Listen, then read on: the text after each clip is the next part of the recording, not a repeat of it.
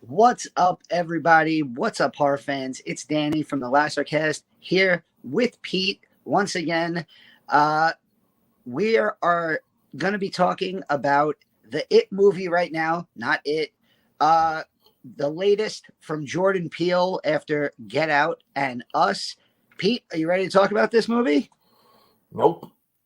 I'm nothing but a fan of cheap and obvious jokes. So good to see you, Pete. I was just in your part of the world. I was just came 5 days down south in Louisiana. Yes. I am fatter and ready to just sit down and relax. But nice. I got off a plane yesterday in the afternoon, and my daughter was staying with family out on Long Island. So I said, I'm back in New York. I can get back to my normal life. So I went to a 10 o'clock movie at the theater right down by my house. And it was the IMAX showing, and it was a fairly packed theater, which I think, again, shows that the power of horror movies, just like with Scream earlier this year. When they do horror well, it makes a ton of money. Even sometimes when they don't make horror well, it makes a lot of money. But what are your first thoughts about this movie? Was your theater packed? Yes, it was. Yeah, I saw it at Alamo Draft House with my wife, and I'm actually pretty jealous that you got to see it in IMAX, because that would have been really cool to see that in an IMAX experience. I'll just get right to it. I fucking loved this movie. I thought it was fantastic. Right now San Diego Comic-Con's going on, and there's all trailers and stuff that are dropping, and the Black Panther trailer came out, and Daniel Kaluuya is in that too, right? And it's just like so refreshing to see fucking movies that are like different. Like, I can already tell by that Black Panther trailer that it just seems different. This movie, I was like, I haven't seen anything like this. I know a lot of people are going to be comparing this. I've seen a lot of like tweets and stuff about how it's like a Spielberg movie in a lot of ways. So, we're going to talk about that. Yeah, go ahead. Yeah, I mean, if there's ever a way to overhype a movie to me, I saw at least 5 separate tweets who said, this is Jordan Peele's Jaws. Yep. And I went, oh no. Yep. You can't do that. Basically, I love Jordan Peele's. Jordan Peele seems like such a down-to-earth guy. And I think you saw that a little bit with his that Twitter interaction that blew up, where some film critic, I don't remember his name, he basically said, Jordan Peele's the greatest horror director of all time. Who else could put out 3 great movies like this? And Jordan Peele was like, calm down. Thank you very much. Yeah. But John Carpenter and like a bunch of other horror directors. And like, I think he knows that, especially in the modern day with social media, buying into your own hype is one of the easiest ways to flame out real quick. Yeah. And all I'll say is I went into this movie with that, like knowing about that Twitter interaction, right? I had no spoilers, thank God, for this movie beforehand, but I did see people saying it's Jordan Peele's Jaws. Right. And I went, oh man, there's no way this movie's going to live up to this kind of hype. Yeah. And not only did it, but I'm like so excited to see it again. Charlotte's coming home today. Maybe later tonight, maybe, tomorrow morning, because Athena is working. I'll sneak her off to like the 11 o'clock showing in the morning, and we'll go see it again. Right. I'm so excited to like watch this movie again. And I don't know. I'm curious. I think maybe later, after we talk about it, I'd like to hear your ranking of Peele's 3 movies, because I got it locked and loaded. I'm ready to go. All right. Yeah. I'm so glad you're going to see it again. Sherry actually wants to see it again. I kind of want to see it again just because it's so much to process when you watch it. You're like, you think it's one thing, and it has almost like a Shyamalan type twist in it where you're like, whoa, okay, I wasn't expecting that. But yeah, I understand the connection to Jaws. It feels very much like Jaws in the third act. It's like almost like, okay, this is this character in Jaws, this is this character in Jaws. Exactly. Um, I think it's a safe bet that this is going to be on our 2022 best of list. And for me, before we get into spoilers, I would say that it's like a little slow in the beginning, but the very first scene is awesome. And then like there's a chunk right in there right before the very end of the movie that is just like solid. And that's where it really shines. There's a very specific part where I think it's like, oh man, from there on, it is just like top 10 kind of movie, you know. And I Yeah. just want to get into spoilers and talk about it with you. Yeah. But if anybody Good. wants to know what other movies are in our potential top 10, they can watch our mid-year review, which is up on the channel. And if they need any good movies to watch at home or some cool horror books and comics to read, they can check out our interview with Michael Moreci. Really cool guy. I can't get his name right, and I'm sorry. But yeah, we had a great interview with him. He co-wrote Revealer, which is on Shudder now, Yes. which was also mentioned on our mid-year review. And he does a ton of comics and novels, all sorts of things. Yeah, I'm ready to jump into it. Big spoiler warning. Do not watch this review until you have seen Nope. Because, yeah, it's really hard to discuss this movie without spoilers. It just is. Totally agree. Yeah. So there's your warning. 5, 4, 3, up, 2, 1. There we go. Yeah. Okay. So jumping right into it, you know, when you see what the influences were for this movie for Jordan Peele, I mean, you can clearly see it in the movie itself, right? Like I was just looking it up, and he was saying that he wanted to make a spectacle of a movie because he wrote it during COVID, like at its height, when the idea of like movie theaters were in question. And so like a big influence for it was like King Kong and Jurassic Park. And I think that's where, here as we're getting into spoilers, that's where the movie goes in a direction you didn't necessarily think, where it's like this thing that keeps flying around their ranch is actually a creature. And that's where the comparison to Jaws comes in, right? Is that they're like hunting a creature. It's not aliens on a spaceship. It's a fucking big donut that can like contort and stuff and, and just sucks people up. Horrifying. I thought there were some scenes that intentionally made it look like a flying cowboy hat as viewed from upside down. Oh, okay. That's cool. You know, like as it's flying over with like the hole underneath, like the shape of the circle, I was like, it looks like a cowboy hat. But then like you get clear images of it, and it does look like a 50s style flying saucer. And that was another thing, because they released a trailer to this movie. Yeah. That very clearly shows. Yeah. The thing in the sky. Yeah. Not just it flying through the sky, but there's like that scene of it chasing Daniel Kaluuya on the horse. Yeah. And I remember my first thought being like, no, why'd they show that? What are they doing? But even that, it doesn't give you a full vision. It is really a teaser, because that doesn't give away really much of anything. You know going in that they see something in the sky that looks like a flying saucer. So maybe it confirms that there is something there, but it doesn't give you a clue what it is or any of the character beats of what's going to happen. Yeah, you know, I'm glad that you brought up that second trailer, because I remember seeing it right before Black Phone, and I was like, wow, this trailer is like way worse than the first trailer. The first trailer I thought was like very well cut. You didn't really know what was going on exactly, and it was like super exciting. And I saw that first trailer many times. Then I saw that second trailer that you're talking about, and I was like, oh man, it tells so much about the movie. Like it gives away so much. But yeah, you're right. It doesn't reveal everything about the movie. But yeah, there's a whole bunch of stuff in this movie that, you know, I still kind of don't understand to this day. And I kind of wanted to go over it like beat by beat with you. Like I think right off the bat, we should talk about just the opening, right? Yeah. Like the opening. Good. Well, I mean, it was great. It was great to see Keith David. I wish we got to see more of Keith David. I was glad we got even a few flashback moments because he's such a great actor. Yeah. I didn't want that like 5-minute opening scene to be the only thing that we got from him. But yeah, he's he's out there on his horse with Daniel Kaluuya, who plays his son OJ, OJ, and yeah.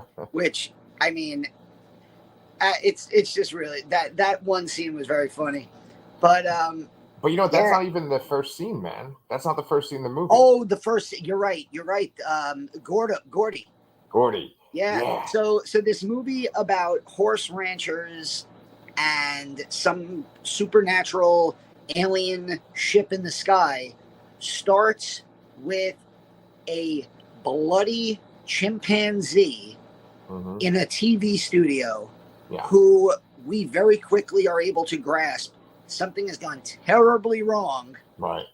And you're waiting almost like for, okay, how does this gonna fit into this movie? Like, this is a square peg. How is it gonna fit into the literal round hole that is flying into, Right. And we find out later, which if you saw the trailers, Stephen Yeun from Walking Dead is in this. He was also in Mayhem, which was really cool. It's on Shudder. And he was in the Oscar-nominated Minari, which came out last year or 2 years ago. Time is a construct. I don't remember. Yeah. But yeah, he was great in his part in this movie, and he is the connection to Gordy the chimp. Do we want to get into Gordy the chimp and what all that was, or we want to come back to that? Let's come back to that. All right. Because I wanted to kind of say something about Jordan Peele, just based on the scene that you were talking about. So one of my favorite types of comic books are comics that are made by Vertigo, which Vertigo's not around anymore. But Vertigo, like so many things that we talk about nowadays, are based on Vertigo comics. Like The Sandman was a Vertigo comic. Hellblazer, John Constantine, that's Vertigo comic. Then there's Why the Last Man. There's Vertigo, and Image kind of makes comics like that now, including like Saga and Paper Girls, which is another thing that's coming out. I feel like Jordan Peele makes Vertigo comics for movies, and that opening sequence with Gordy felt like it was like the first few pages of a Vertigo comic. It also kind of reminded me of like Breaking Bad or Better Call Saul, where all of a sudden you have this like intro, this cold open to an episode, and it's like, what the fuck am I even looking at? I know. I like that. It's, as a teacher, it's like, you want to have a do now that has nothing to do with your actual topic, but it, like, the kids walk in, they look at it, they go, like, what? And then it gets them like thinking. It's like a cold open like that is so useful. And again, like, you're walking into this movie with certain knowns. It's a Jordan Peele movie. The cast from the trailer. And because of that second trailer, full well that there is some kind of unidentified, or what do they call them? UPAs now? They didn't even explain what that is.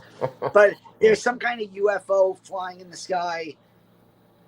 So, that's what you're walking in with. So when the movie starts with a bloody chimpanzee, like, and a body laying on the floor, seemingly dead, you're left going, and the shoe, and it instantly pulls you in, because now you're like, I know there's a UFO in this movie, but now I want to see what the hell's going on with this chimp.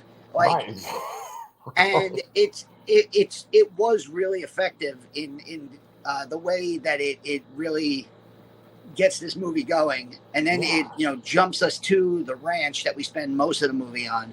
But I mean, obviously it's just kind of thematically connected to the rest of the movie, right? It's not necessarily like part of the plot, even though it's like a little bit connected to the plot. We'll talk about Stephen Yeun and his connection, but like thematically the movie is all about spectacle and our addiction to spectacle, and how we kind of mess with nature and mess with animals, and it backfires on us. That's kind of the main thing, I think, is like trying to use nature in our stories and it like backfiring against us.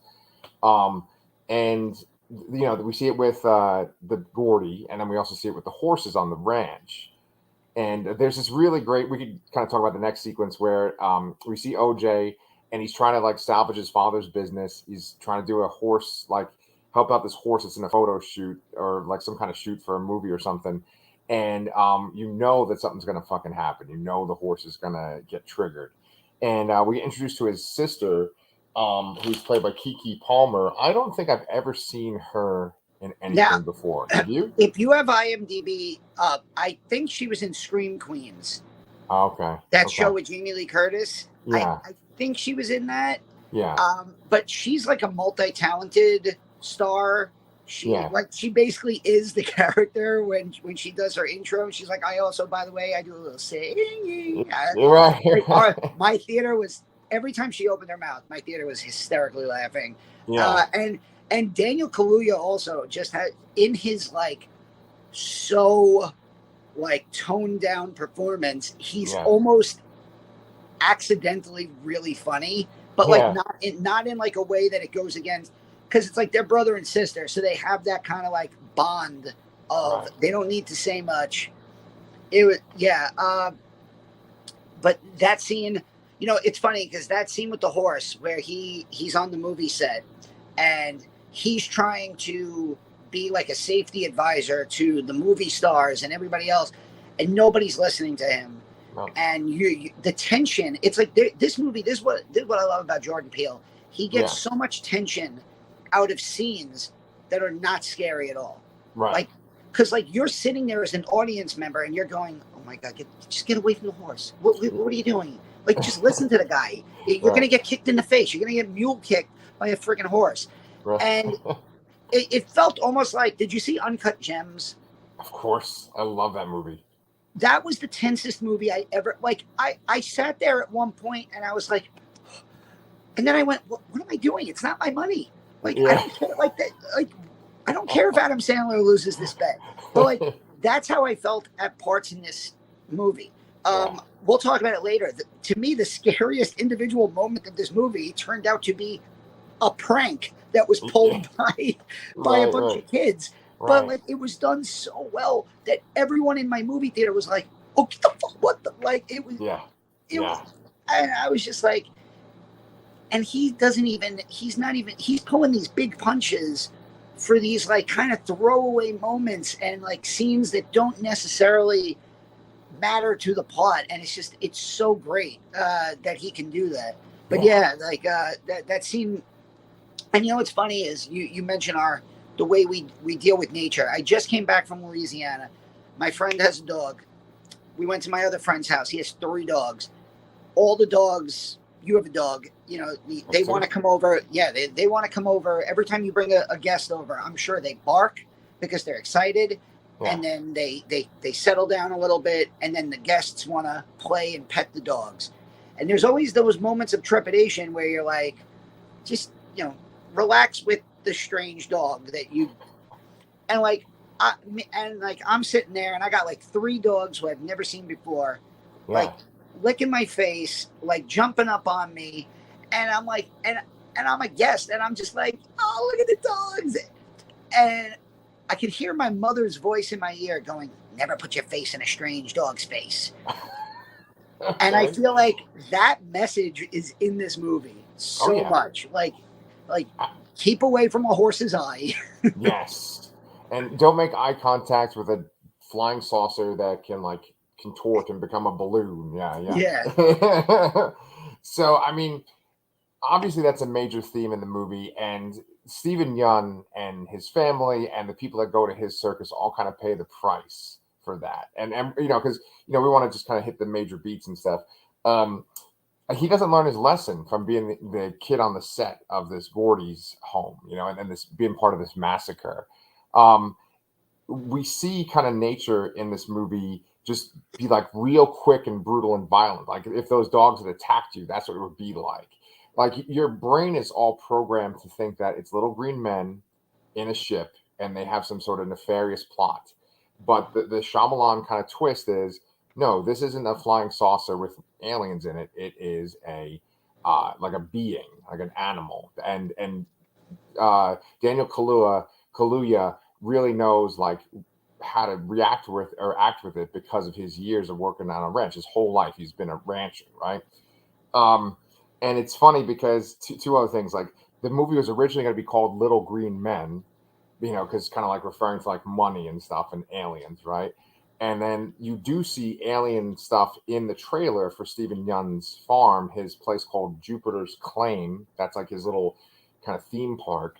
And they have these kind of weird alien costumes that look kind of like owls I almost thought they too. were. I thought they were owl costumes that were just exaggerated. Yeah, Yeah, but yeah, they're and creepy as hell. yeah, and so as you're watching this movie, I feel like it doesn't really kick in and get great until we find out that the thing is a creature. That's when it's like, oh shit! And there's this really amazing fucking sequence that I want to talk about when we find out it's a creature. But like But like also go ahead. Stephen Yeun doesn't learn his lesson, but um, OJ and M, they Keke Palmer and Daniel Kaluuya, they once they realize something's there, they go all in on trying to get the Oprah shot. They go to their local Circuit City Right. and they invest in like all these high tech cameras and the Angel, who is really funny in this movie. Yeah. I forgot. I don't know the actor's name. Brandon Perea. Yeah, he was excellent in this movie. Agreed. You could tell he's got like nothing going on, and he just immediately becomes wrapped up in whatever they're trying to look at. Yeah. And like he sets up the cameras, and they're like, and Daniel Kaluuya is just going point it up, Right. higher. And so like he's like, why are you looking at the sky? What are you looking for? And they become almost like a trio. And they're out there, and again about the spectacle. They want to, if we saw, I would like to think if I saw a flying saucer flying over my head, that I would probably call like the police and the media, and I would try to like get my 15 minutes of fame, and later on in life write my story. Me and the Martians. How they took me out of the city, but I would also probably just get the fuck out of there, like get in my car or get on my horse and just go and don't turn back. It's like like that's the funny thing about this movie, right? Is that like Daniel Kaluuya, he's so stoic, and I actually loved it. Sherry was kind of bothered by his performance a little bit because she thought that he did not react enough, like he did not get freaked out enough. But I actually liked it because it was like he's kind of like a badass, I mean, that's where the title of the movie comes from. At one point, he like looks up and there's a fucking flying saucer right above his head, and he's just like, nope. Right? I think he says it when he sees the little alien people too. Yeah, go ahead. I also love how, and again, this Jordan Peele, and he did this with Get Out, and he did this with Us, but he plays with the cliches, and he knows as a black filmmaker that there are certain cliches about black people in horror movies, and the whole idea of I'm gonna go investigate, I'm gonna go off on my own. And the one scene where Daniel Kaluuya is in the barn, truck, hostel, Oh no, truck. And he's got the horse, in the I don't know what it's called, the carriage behind him. Yeah. And he goes to get out of the car, and he just closes the door and locks it. And he just nope. And I'm just like, it's just he's like he plays with the cliches, and his characters are smart for the most part. In terms of Daniel Kaluuya's performance, I genuinely loved it for the most part. It's crazy. He's an Oscar-winning actor now. But yeah, he's got such emotive eyes, and I feel like he does more acting with his eyes than he does with his mouth. And Jordan Peele focuses in, and I mean that goes back again, I think, to the spectacle aspect. Like we're watching these spectacles take place. We're going to the movies to watch this. So you need an actor whose eyes can tell the story. Yeah. Also the movie does start with, his father dying mysteriously from falling debris from the sky. Mm-hmm. And this is only 6 months later. So he's 6 months later, he's obviously grief stricken. He's obviously stressed out from a purely financial and, from a financial standpoint, he's very stressed out. We know that he's selling horses with the intention of buying them back. Right. So there's all of this stuff. Like he lives a life of solitude, essentially. Like Keke Palmer makes they have a series of dialogue at the beginning that their relationship isn't that close anymore. They don't get to see, like, she doesn't live on the ranch. She's there just for a few days at the beginning. Yeah. So he's effectively alone with his horses. Yeah. He's grief stricken because his father died in front of him 6 months ago, mysteriously.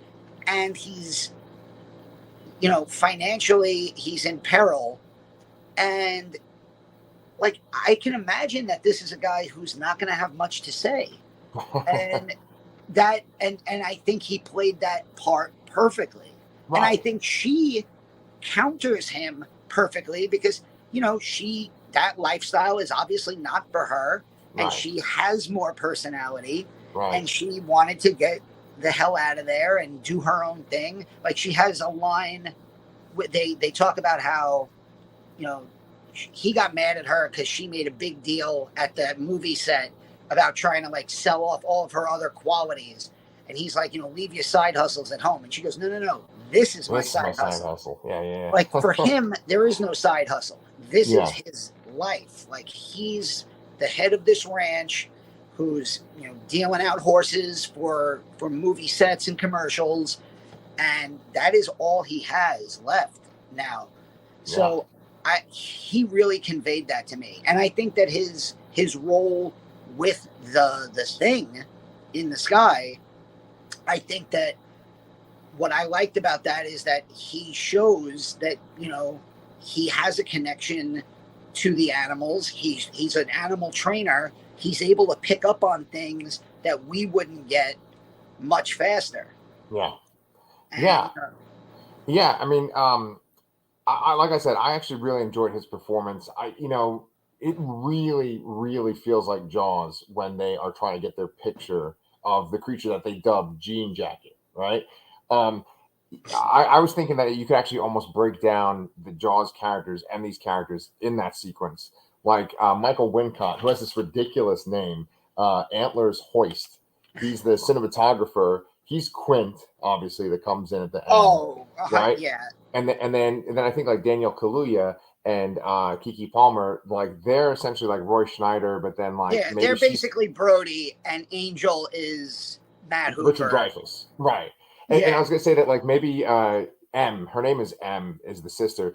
I think that maybe she's like a little bit of the mayor too, right, of the town, because they're trying to get the shot, right? I think maybe Stephen Yeun and his family are kind of like the mayors. I mean, because they're tempting fate every day to make that money. Yeah. They're willing to, subject, like, and I wish, not a complaint, because it's not something that wasn't really shown, but I would have liked to have seen a normal show at Stephen Yeun's Jupiter's Claim, because we do get to see one show, and he mentions how every day or every show a flying saucer comes down from the sky, and he's got this like incredible jacket with the flying saucer beaming the lights down, like it's Close Encounters.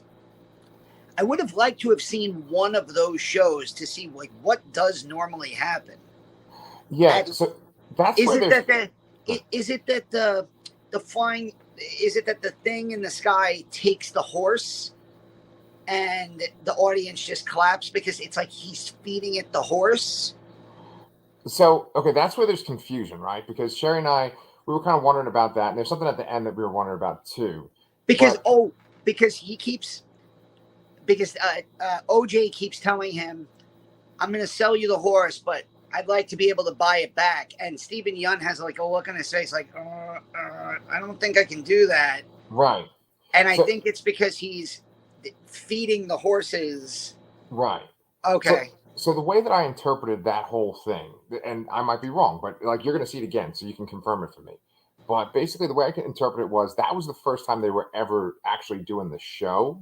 I think that they've like maybe rehearsed it and stuff, but like essentially that he has been buying those horses and feeding them to this creature, but it's never come like directly to them like it did in this movie or in this sequence, right?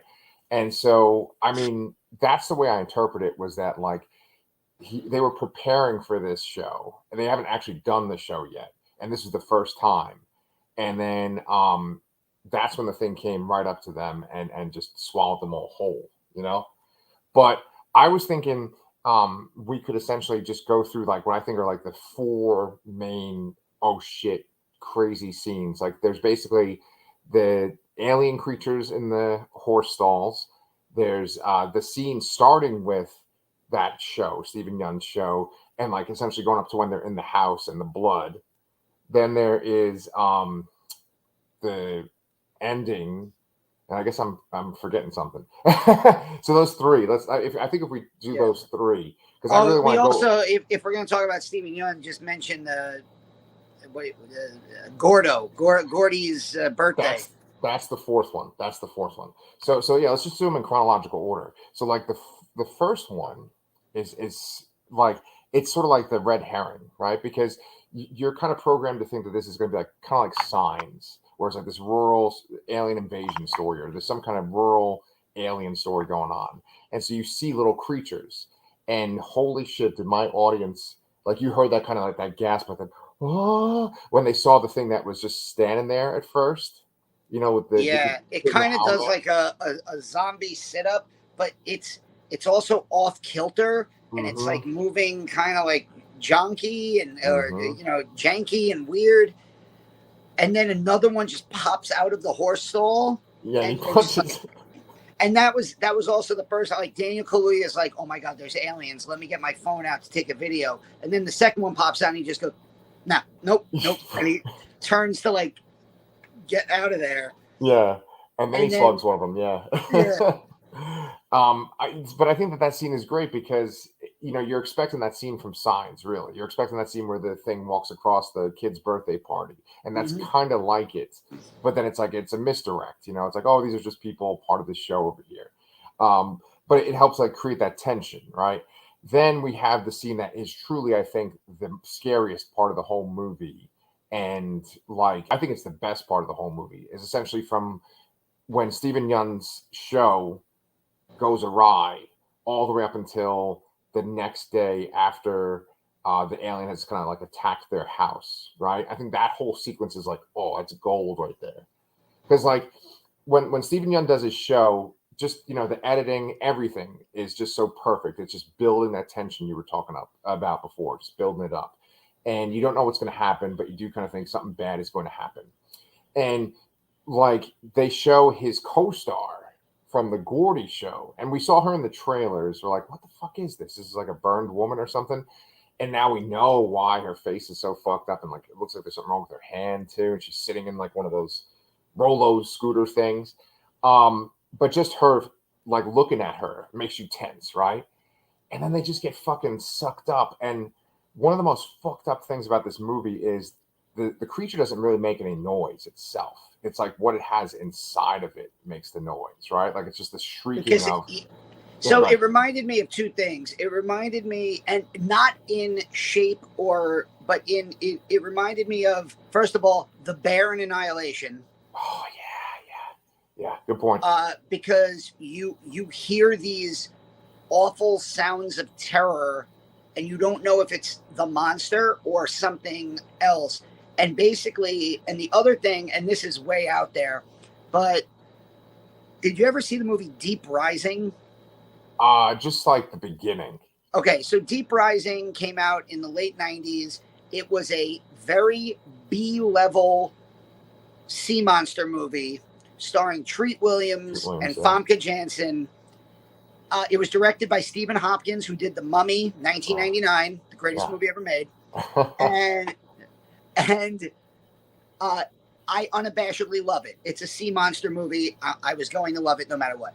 But I genuinely did love that movie. And the monster in that movie, so like one of the things is like, it has these like tentacles that grab you and it swallows you whole, and like you're not dead.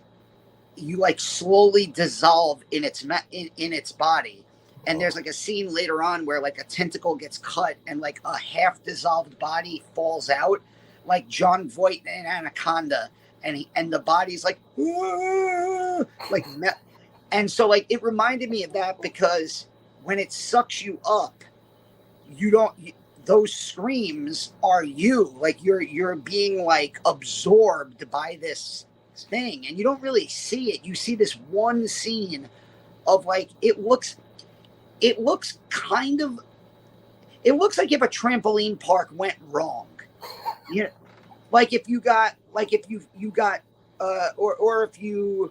a bouncy house. If a bouncy house went wrong and like you fell into the bouncy house and like you were getting absorbed by the thick plastic and rubber around you. And like that sounds funny until you put yourself into that situation and you feel like all the oxygen going away. And it just looked like, I saw somebody on Twitter say there's a scene in this movie, and I'm assuming it's this one, that she's like, I never knew I was claustrophobic until I saw this one very short sequence in Nope. And I was like, well, I know what you're talking about, because that's exactly kind of how I felt. But yeah, those were the two movies it reminded me of, because of like it doesn't kill you right away. So like you're in it, you're in the monster, you're dead, you're going to die, but you're in it still alive, waiting to die, screaming. And also the sounds reminded me of The Bear in Annihilation. Very good point. Yeah. I personally think that's like cinematic horror at its best, when you just get a very quick glimpse of something. You're like, what the fuck is happening? And it like sort of implies something horrific, like something that you don't even want to imagine. You just get a very brief glimpse of it. And that was really, really upsetting, because essentially they're like innocent people. They're not like people that are trying to slaughter someone. Stephen Yeun is like sacrificing horses, and that's bad. And also, of course, he made that sin of like living through this experience with Gordy and then like not learning from it. And so he's like paying the price. But just this whole group of like, there's women, children, everyone just gets sucked up. This woman who was mauled by a, chimpanzee has to now go get sucked up by this thing and killed. And that sequence is just so disturbing. And then you're kind of scared for Daniel Kaluuya, because like the way the ship works, you do see kind of like telltale signs, just like you see for the dinosaur in Jurassic Park, right? Where like the water starts shaking in the cups and stuff, and you hear the rumble. Or like in Jaws, where you see the fin, you're like, it's coming. Right, with this, like the sound goes off, right? Or like the music and stuff of everything goes off, because technology, even your phone goes out, right? When this thing shows up. But it's so like quick in the way that it moves that like you almost don't have time to react. And I think it's really scary for him. You think, oh, something could happen to him. And then we cut to the house. Now, this is why I was mad at that second trailer. Because in that second trailer, they show the blood pouring down onto the house. And if I had not seen that in the trailer, that would have been like 10 times more effective. Like that I agree with. Yeah, I saw that second trailer and I went, what were they thinking? Like that's the big knock on trailers. Like I'm sure you saw the Halloween Ends trailer. Like the Halloween Ends trailer is, Chris even did a video on it where he mentioned they're calling it a trailer, but it's effectively just a teaser, and they show Michael Myers and Laurie Strode like interacting and fighting, but like we know that's going to happen, but they don't show anything. They show 1 minute and 10 seconds interlaced with footage from the last two Halloween movies and the original Halloween movie. So it's like they barely show you anything. Whereas that second Nope trailer, really, it gave too much. And it didn't hurt the movie for me. But yeah, that scene, I definitely agree with you. I think it would have been a lot more effective because the visual of that was amazing. Right, the visual, because I remember that someone said something in a review saying that like you're going to see things in this movie that you've never seen before, and I think like the chimpanzee massacre with the shoe just standing upright, that's like something I'd never seen before.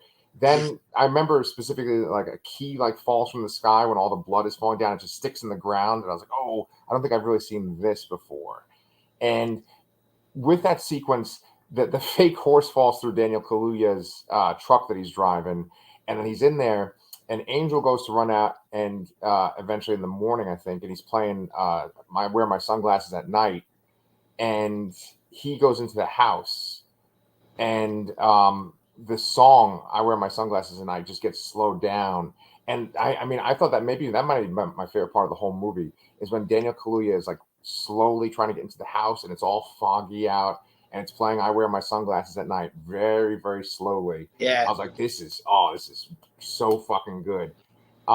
Yeah, so I mean that whole sequence, I feel like that is the best part of the movie, from like the slaughter. And good.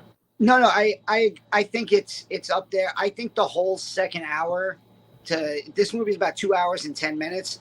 By the way, I stayed through the credits because I guess this is the Marvel effect is now if I don't have to use the bathroom, I'm a lot more willing to stay through the credits. And apparently, if you go to Universal Studios Hollywood, they have a Jupiter's Claim set now, and that it was filmed on.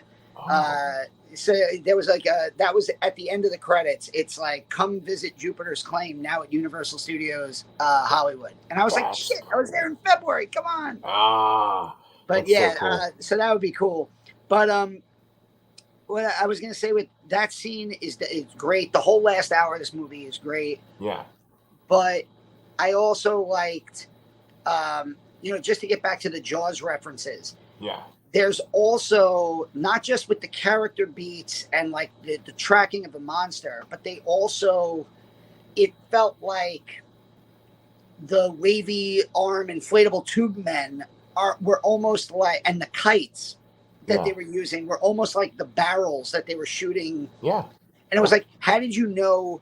Obviously, all the stories about it, how like the sharks weren't working in Jaws, so they needed to use the barrels to, let the fans know, let the moviegoers know the shark is there. Right. Like, the thing is around because the wavy arm inflatable tube men die down. Like, right. And then when it passes over, they come back up. Right. And so, like, Daniel Kaluuya riding the horse down while all the tube men are passing down behind him. Yeah. That reminded me of, them on the boat heading back into shore while Quint is going crazy, and the shark, you see the barrels chasing the boat. Yeah. And I'm just like, okay, I get it now. I get why people are making those comparisons.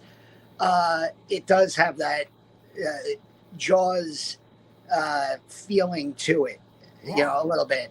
Yeah, well, I mean, I think that's a good segue into that, like that last sequence there, that sequence of like them trying to get a picture of it, right? So they bring in Michael Wincott, and I didn't even know he was in the movie until that second trailer. And I actually love Michael Wincott, from The Crow and Alien Resurrection, and I mean a ton of other stuff, right? It's just his fucking voice is just so perfect. So, no joke, I legit had a dream that I met him at like a Comic-Con, and I asked him about where he's from because of his voice and his accent, and we talked. That was it. That was my whole dream. I had a dream that I met Michael Wincott at a convention because I was so excited. Like, I loved him in The Crow, and then like he kind of just like I didn't see him for a while, right. So I was like, when I saw the trailer, and I was like, oh shit! Like the second you heard his voice, I was like, he has one of those indistinguishable voices. Like right. The second you hear it,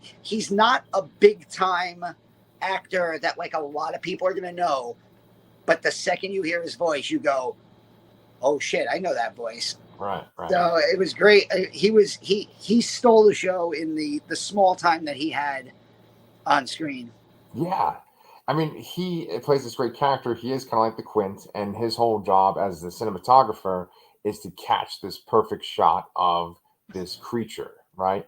And he kind of comes in. It's like the third act, and he's brought in, and they devise this plan that involves those inflatable guys that you were talking about, and they also have like walkies. They all have code names that are based upon like Monopoly pieces that they were using to set up their plan. There's the horse, the one horse Lucky, who has survived the whole thing, and then there's Jean Jacket, which they've named the creature because of this whole big little backstory between M and OJ, and like she wanted to train this horse called Jean Jacket, but the dad had Daniel Kaluuya train it, and it was for the Scorpion King movie too, which is there's all these like little references I just love. One of my go ahead. Somebody pointed out again on Twitter. They said maybe the greatest piece of movie clothing ever used in a modern movie. It was Daniel Kaluuya wearing a set Scorpion King sweatshirt in the final act of this movie. Right, and then right. I love that they even make the reference that he's like, yeah, that was my first movie set. And then they ended up going with camels anyway. And I'm like, of course they went with camels. It was the desert. Like, right. Yeah. Right. Yeah. I mean, the movie, it's interesting because it does like make a commentary on movies too, you know, and like even M, right? Like her name, right? If you think about it, because her name is Emerald, like Emerald City, Wizard of Oz, right? And like one of the things I thought was really interesting too is that the very first, like the credit sequence for the movie when it starts, like the opening credits, is just the inside of like that thing's gullet, right? And you see that horse, which is the very first like film, right, of that jockey on the horse, which they reference in this movie. And I just thought that was real intriguing too. I'm like, is this just an elaborate credit sequence? Is it implying that like that's inside this thing? It has like this image of the jockey. I didn't really get that, but the whole thing is about like you know, Jordan Peele has had like right in your face commentary in his previous two movies, Get Out and Us, right, where it's about like Get Out is obviously about like, you know, interracial relationships and the way that black people are regarded by like elite white people, and then Us is about like, you know, there's like sort of like the poor class and like the upper class, the two sides, right? This it's more about like creatures being exploited, and I think also, you know, like there's probably like a little bit of racial undertone too. You have these black ranchers, and like, you know, they're trying to just like make money for themselves, and they've sort of been overlooked, right? Um, but like with the movie itself, it really does become about the spectacle, and that last sequence where you have them trying to get this thing, it just feels like Jaws. Even the score by the composer who did Us and Get Out, his name's Michael Abels. It kind of even sounds a little bit like a John Williams kind of score as they're kind of going from their different posts, right? And Angel kind of becomes that Richard Dreyfuss character at one point where he like gets attacked by the thing, and you think he dies, but he like wrapped barbed wire around himself, and he kind of like focused himself. And then of course Michael Wincott is like Quint in the sense that he gets like just swallowed whole by the thing, right? Yeah, it's all, yeah, exactly. Like, but he also, I mean, it was very obvious that he was like, you know, kind of an old and crazy, you know, like he comes with a handmade non-electric camera that he's, you know, doing like old fashioned Cranking. wine crank up. Uh, I what I was gonna say was I like that, like again, Daniel Kaluuya noticed that the kites, when it swallowed that show horse, not an actual horse, like the prop horse, it got the kites, and the kites were like stuck in its throat. Yeah. And so I thought when Angel wrapped himself in barbed wire that that Mm-hmm. was a way that they were going to try to kill it by like having it ingest barbed wire and Yeah. have that. Um, I just thought it was such a unique movie, also just because of and I guess the last thing that I want to just bring up is just the shape of the monster itself, or the creature itself, when we finally see it in its full form at the end, because they figured out how to do something like that. I'd never seen anything like this type of creature before. It did. it does look very Lovecraftian when it like expands outward out of its flying saucer shape. Yeah. You get this like kind of Lovecraftian, like older gods type, especially with that like pulsating square. It Yeah. And like even in Lovecraft stories, like Lovecraft is really good at creating this terrifying atmosphere without ever really explaining to you what is going on. Like that's Right. like one of his major themes is the unexplained, and you know what's out there that we don't know is the scariest thing. And so I kind of like that connection here, where you know if you don't look at it, you'll be okay, but if you look at it to try to see exactly what it is and explain it to yourself, that's how you're going to get yourself killed by it. Right. Yeah. I mean, honestly, with its final form and stuff, I do see that Lovecraft kind of imagery in there. I'm going to sound like a real perv, but I kept thinking that when the square part came out, it kind of looked like a vaginal canal, like kind of giving birth. I know that's kind of fucked up, but like, There were times where I kept thinking, is there going to be something that comes out of there, or is that just like a lore of some kind? It, yeah. It was a wholly unique creature. Yeah. Right. And to be able to do that in 2022 and have something like that nobody's really ever seen anything like it. Right. That's really impressive. It's just, yeah. The guy is a great filmmaker. He really is. Right. I mean, that's kind of what I wanted to get at was that, the one guy did tweet out, can we crown him the greatest horror filmmaker of all time? And that's like crazy thing to say with a guy that's only got 3 movies, right? And obviously you have people like John Carpenter and Wes Craven and, Clive Barker, all these people exist before him, right? But then I don't think I've ever truly seen a movie like Get Out, like Us, like Nope. They all have things that remind you of other movies, but like what they are about and how they're executed are very unique.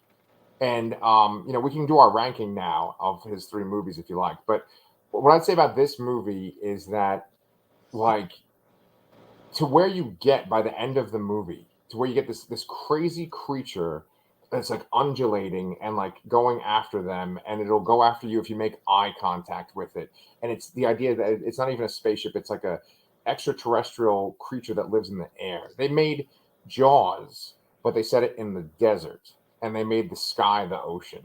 They made a cloud a scary thing. Oh my God, that cloud over there, that white puffy cloud is scary because that was another thing. I love when they show the video when Angel comes and he's like, watch the video, tell me when you see it. And it's like he does like where he speeds the time, like in Paranormal Activity, where it's like you're watching them sleeping in the bed and you're okay, like minutes, and then they like start zooming through the hours, and then finally you see something move and you that was what it was like. You're like watching and you're like, oh shit, that cloud has not moved the whole time. And like, so you are in that scene, you are OJ, you're watching because you're like waiting to pick up on something. Yeah. And it was done really, really well. Yeah, he's just fantastic. There's just so much to it to unpack. We didn't even really talk about that Gordy scene, but I kind of want to keep this under an hour because then it's easy for me to like put it out live too. Yeah, I mean the only other thing like I'll say about Jordan Peele and it's his movies have become. I tweeted this after the movie. His movies are effectively now, especially, they're events. Like when Get Out came out, it was wait the guy from Key and Peele is doing a horror movie? Yeah. Get the fuck out of here. Right. And it was so good that everybody was like, okay, that was kind of crazy. He won an Oscar for that? What? Yeah, get out of here, right? Yeah. Then Us came out. I really liked Us. It didn't have the amount of critical acclaim that Get Out did. How could it? But it was like, okay, he's made 2 good horror movies. He didn't have a sophomore jinx. He's not a one-hit wonder. Good. Now with this movie, and I think this movie is going to make a shitload of money. Mm-hmm. It's only a matter of time before, like, where Jordan Peele becomes a horror director who's handed a blank check and basically told, go make whatever you want for however much money it's going to cost. Yeah. And his movies are events now, like, not just for horror fans. He has that crossover appeal. Like, I saw people in that movie theater last night who I'm willing to bet don't know a lot about horror movies, who, it was a crowd, and I'm not just talking there were probably the entire upper section of the movie theater, was including my whole row, every seat was taken. Yeah. There were people dressed up to go to that movie, a 10-20 movie on a Friday.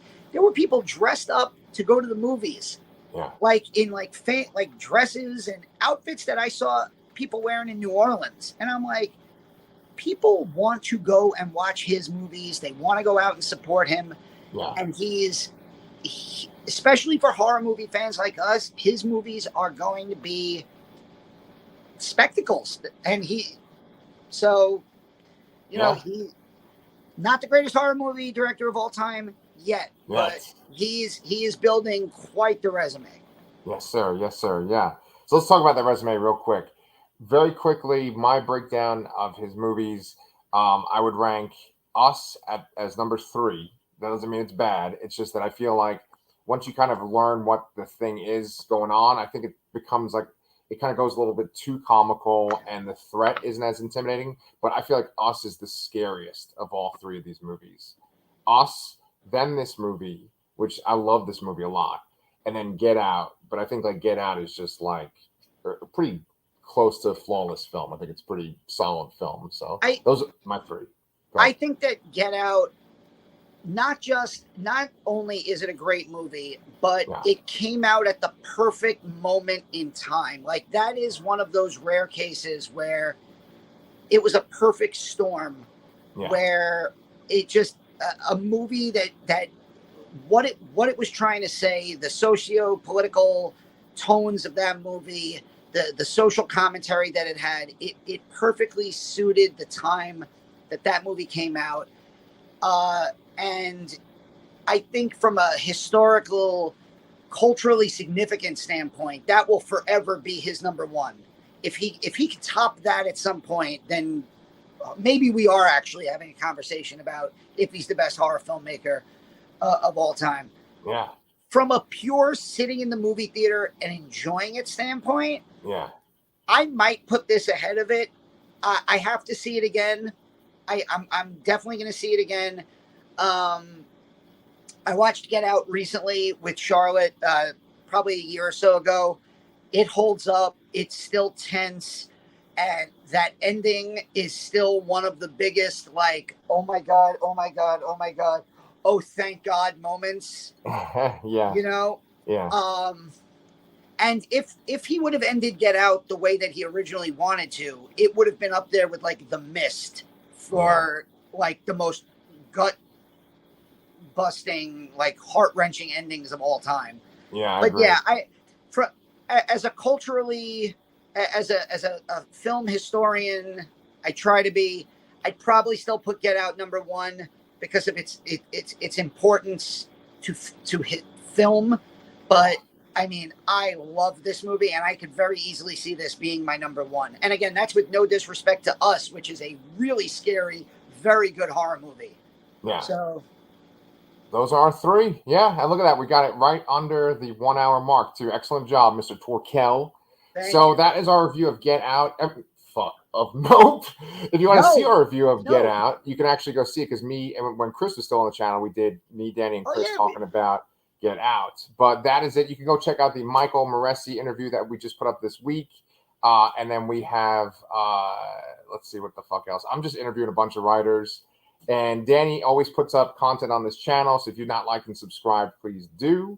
And, we'll have some more stuff for you later on this week. Let us know what you guys thought of Nope in the comments. We want to hear what you think too.